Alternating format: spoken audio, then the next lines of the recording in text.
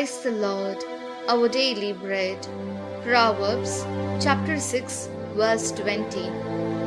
My son, keep your father's commandment and don't forsake your mother's teaching.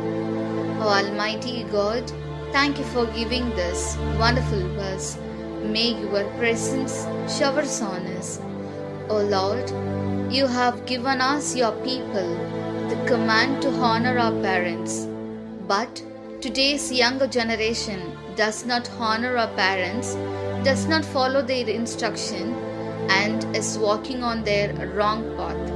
Therefore, Lord, give us the wisdom we need, and remember that the blessing of a father will be upon our children, but the curse of a mother will uproot it. And grant us the grace to live like you as obedient children. We ask this in the name of Jesus Christ. Amen. அன்றாட உணவு.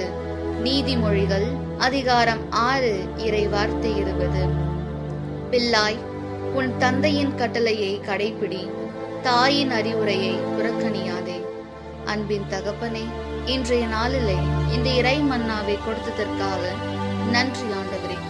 இறைவா, உமது மக்களாகி எங்களுக்கு தாய் தந்தையை மதித்து நட என்ற கட்டளையை வழங்கியிருக்கிறீர். ஆனால் இன்றைய இளைய தலைமுறை தாய் தந்தையை மதிக்காமல், அவர்களின் சொல்படி நடவாமல் தவறான வழிகளில் சென்று கொண்டிருக்கின்றார்கள். எனவே இறைவா, எங்களுக்கு தேவையான ஞானத்தை தந்து, தந்தையின் ஆசி பிள்ளைகள் மேல் இருக்கும், தாயின் சாபமோ அதை வேரோடு பெயர்த்து எறிந்துவிடும் என்பதை நினைவில் கொண்டு உம்மை போல் கீழ்ப்படிதல் உள்ள பிள்ளைகளாக வாழ வரமருளும். ஆமென். അന്നുള്ള ഭോജനം. സുഭാഷിതങ്ങൾ 6 അധ്യായം 20 വാക്യം. മകനെ, നിന്റെ പിതാവെன்ற കൽപ്പന കാത്തുകൊള്ളുക, മാതാവെன்ற ഉപദേശം നിരസിയക്കയുമരുത്. ദൈവമേ, ഇന്നത്തെ തലമുറ മാതാപിതാക്കളെ ബഹുമാനിക്കാതെ, അവരെ അനുസരിക്കാതെ ഒരുപാട് തെറ്റുകൾ ചെയ്ത് ജീവിക്കുന്നു. അങ്ങയുടെ കൽപ്പന പാലിച്ചു ജീവിക്കുവാനും മാതാപിതാക്കളെ അനുസരിച്ച് ജീവിക്കുവാനും ആവശ്യമായ ജ്ഞാനവും കൃപയും നൽകണമേ.